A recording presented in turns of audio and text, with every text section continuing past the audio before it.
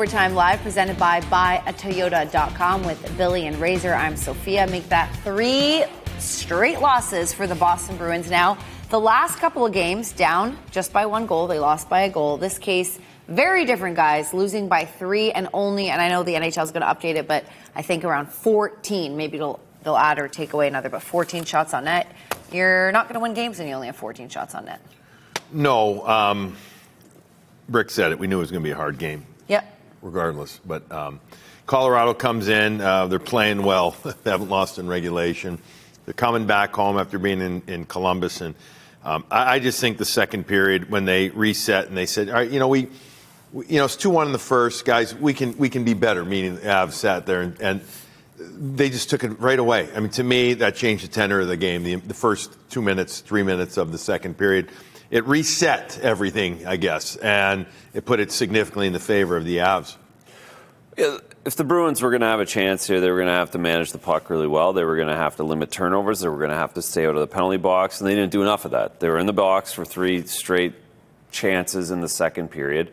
They turned the puck over on the first goal. They turned the puck over too many other times in the neutral zone, and they had. You're going into Colorado, you're going into Las Vegas this season. They're the 2 best home records in the league at the end of the season. They will be, if not the top 5. So you're going to have to, other teams are going to have to play perfect games. The Bruins especially had to, and they didn't these 2 times. So now you have to go back to the drawing board and just try and claw one out tomorrow. The shame of it all, too, is that you got a great performance from Swayman. Yes. It's very good. Because that's your only hope, really, relatively. If you don't have tremendous goal, not just pretty good, but tremendous goaltending, you don't even have a chance to win, even if your team does play well. Yeah, exactly. And they got that goaltending, and they just didn't. The lack of offensive generation was stark. Back-to-back starts for Jeremy Swayman. He obviously started in Vegas as well.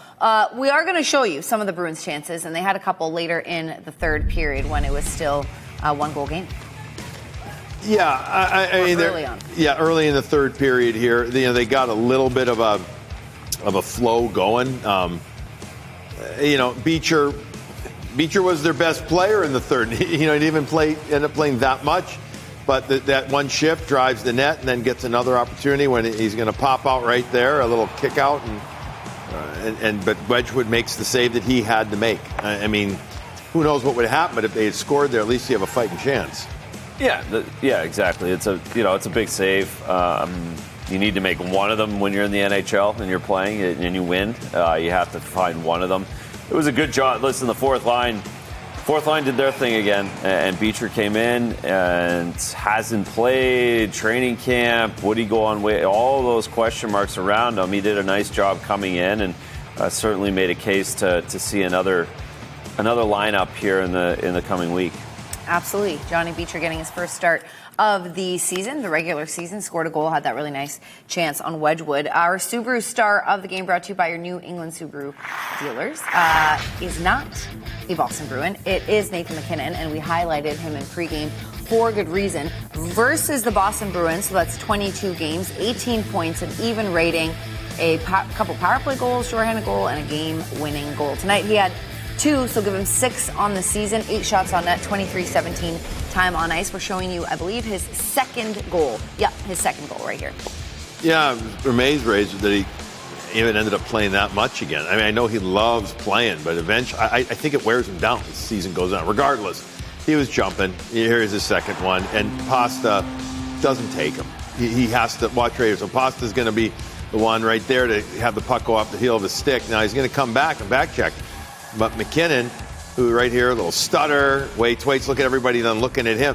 Now, here he comes in, and Pasta's behind him. And I understand there's other players there, but you got to pick up the most dangerous player on the ice. You do. Nate Dogg's pushing for the Hart already. He's going to be in the top 3.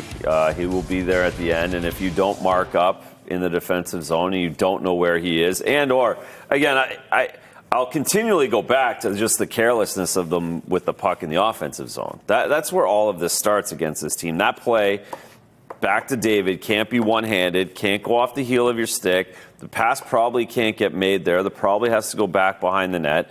That's really where you're going to break the tape down in tonight's game and get granular if you're a coach and say, listen, these are the places where we lost the game. It wasn't in our own zone. All right, well, let's show you another turnover by David Pastrnak. Early on, this was Nathan MacKinnon's first goal, the first goal for the Avs. Self-explanatory, I suppose. There's not a whole lot to be said for Video don't lie. Video, yeah, exactly. Tape Tape don't lie. This is the ultimate tape don't lie. You can't. There, backhanded into the zone. You had your guy. You had Pavel Zacha go cutting through. You could have chipped it off the boards and in. I know that's not David's game, but some nights it has to be. This night was probably one of those nights, and unfortunately it didn't work out. And again, like I said, we said after the first, it's the last guy you can give a breakaway to in this game, and when you're up 1-0 in their building, like it just can't happen. How about Josh Manson scoring off the faceoff? This was nice. We broke it down in the first intermission, how that went down, but let's show you again, guys. So, Middlestat is out there. Landeskog had taken the faceoff for Nelson because Nelson gets kicked out. The only faceoff he had taken all first period. He wins it cleanly. Burns, quick one-touch pass over to Manson, who then the puck is actually on its side. I think you might see it right here as it's going to go over there. You see how it's on its side there, Soph? And then that just creates that movement effect on the puck that, makes it even harder. And nobody can get out there to block the shot. It happened within 3 seconds, from the face-off win to that. It was, and we saw a bevy of chances in the first half of the game off of face-off. Both teams, to their credit, to each team's credit, but Colorado ended up getting a couple more in that one right there. I mean, Manson's not a big goal scorer. It's not that he doesn't have any offense, but he's not a big goal scorer, but he absolutely clobbered that one. Power Moves presented by Salem 5, here to help you make your move as we take a look at Colorado this season. So no loss in regulation, 5-0-1 so far, 3.5 goals a game. They scored 4 today. Power play, not that great. 0-5 actually tonight on the power play and 12% on the season. Penalty kill, 87.5. Guys, we wanted to show the fans, whoever's watching, this shot chart. So, and then you can see the ones that are red. That's where they scored from. And look at all the shots coming from the left wing side.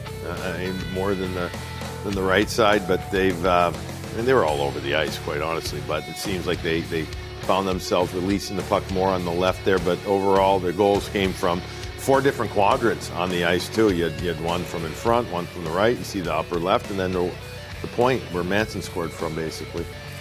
It's just that tells that's a good night for Jeremy Swayman, because one of those red dots is an empty netter too. So really good job from Jeremy. Beyond that, there was just too many chances, too many options, too much for Colorado.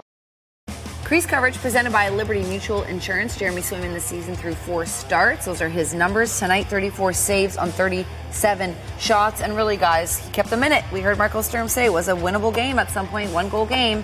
And thanks to Jeremy Swayman's performance. Come on. It was a real quality start from Jeremy Swayman, both analytically and with the eye test.